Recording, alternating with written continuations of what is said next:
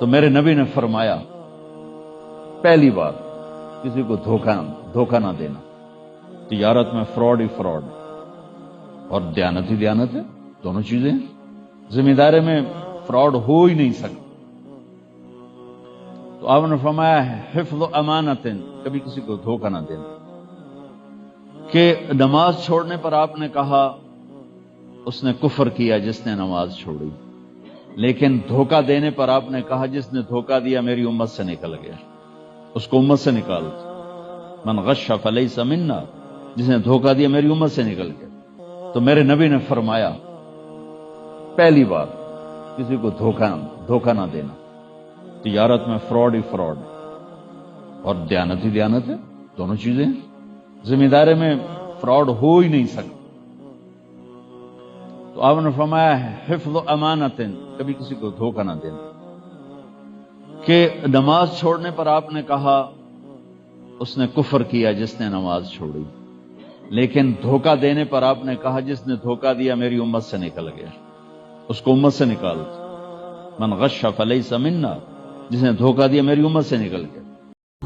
ایک صحابہ نے پوچھا یا رسول اللہ آپ کو سب سے زیادہ کس سے پیار ہے؟ آپ نے کہا عائشہ سے۔ بڑی محفل میں کہا، حرم میں اظہار محبت عورت کے ساتھ عیب تھا، لیکن آپ نے بھری محفل میں کہا عائشہ سے۔ وہ گھبرا گئے، ان کو توقع نہیں تھی کہ یا رسول اللہ میرا مطلب ہے مردوں میں کس سے زیادہ پیار ہے؟ تو آپ سمجھ گئے کہ اس کا میرا جواب ہضم نہیں ہوا۔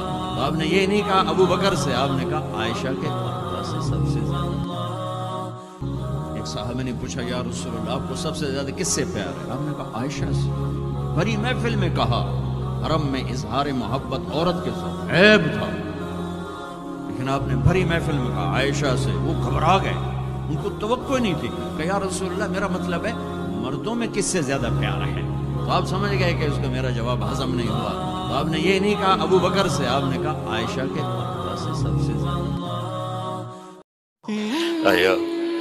بچیاں بہت قیمتی دولت، میرے نبی کو اللہ نے بچیاں ہی دی، اور کیا میرے نبی نے ان کو محبت سے پالا۔ ایک حدیث یاد آ گئی، میرے نبی نے کہا یہ جو میرے مدینے کے صحابہ ہیں نا، یہ بڑے عالی شان لوگ ہیں۔ کس بات پہ عالی شان ہے؟ تہجد بڑی پڑھ دیں، روزے بڑے رکھ دیں۔ آپ سب سنیں، سسر بھی بیٹھے ہوں گے، ساسیں بھی بیٹھی ہوں گی، بہویں بھی بیٹھی ہوں گی۔ بچیاں بہت قیمتی دولت، میرے نبی کو اللہ نے بچیاں ہی دی، اور کیا میرے نبی نے ان کو محبت سے پالا۔ ایک حدیث یاد آ گئی، میرے نبی نے کہا یہ جو میرے مدینے کے صحابہ ہیں نا، یہ بڑے عالی شان لوگ ہیں۔ کس بات پہ عالی شان ہے؟ تہجد بڑی پڑھ دیں، روزے بڑے رکھ دیں۔ آپ سب سنیں، سسر بھی بیٹھے ہوں گے، ساسیں بھی بیٹھی ہوں گی، بہویں بھی بیٹھی ہوں گی۔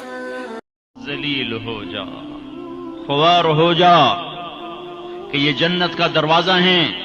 جس نے صبح صبح اپنے ماں باپ کی زیارت کر لی، نہ خدمت کی نہ حال پوچھا، صرف زیارت صرف دیکھا اور لوٹ گیا، تو میرا نبی کہتا ہے صبح سے شام تک اس کے لیے جنت میں 2 دروازے کھل جاتے۔